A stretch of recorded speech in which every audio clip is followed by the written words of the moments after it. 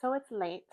I just finished work, but I wanted to get this off my chest while it was still fresh because I was reminded of something today that I think a lot of us therapists and even other people who work in healthcare sometimes forget. And that is that there's a grieving process that sometimes needs to happen when someone is going through a life changing, catastrophic health event that affects their ability to move their body and function in their life as they once did. I think sometimes as healthcare professionals, and again, especially as therapists, we can be like so hyper focused on positivity and improving function and all that is still possible, which is what we're supposed to do. But I think it's also important that we remember to try to leave space for and acknowledge the emotional aspect of what some of our patients may be going through. Because another thing I don't think gets talked about enough after stroke is grief. And I'm not talking about the grief that comes when we lose someone we love, but it seems there's sometimes the need to grieve after a stroke or any other major health condition. Not necessarily grieving the stroke itself, but grieving, the person you used to be. It's more about grieving the loss of independence, the loss of control, your routines, the loss of confidence and trust in your own body, the loss of being able to just do simple things without having to think about it. You know, getting up and driving yourself wherever and whenever you want, and going to work and cooking a meal, picking up your kids or your grandkids, just taking care of your family. Even something as simple as just getting dressed without help.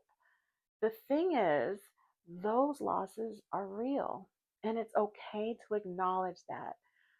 Sometimes I hear people or my patients say things like they feel guilty for being sad or angry or grieving after their stroke because they think, well, I survived. I should just be thankful. It could have been so much worse.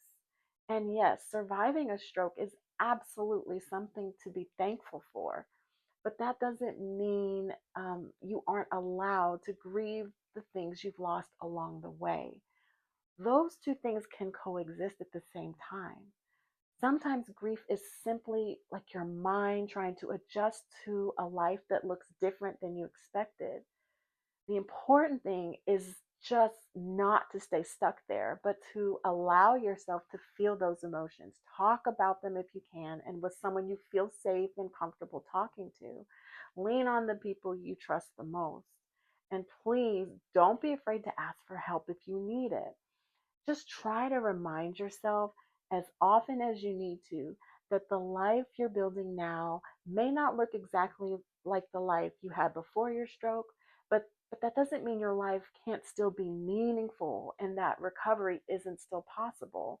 Because recovery isn't always just about rebuilding the strength of your body. Sometimes it can be just as much about rebuilding your confidence and the strength within your own spirit, your resilience, your sense of hope and belief in the fact that the way things are for you today is not necessarily how things will always be. It can be really hard to see it and believe it when you're so deep in it. And I know it's easy for people around you, like your doctors, your therapists, your family, your friends, to say this, but it is true. Things won't necessarily always be as they are now.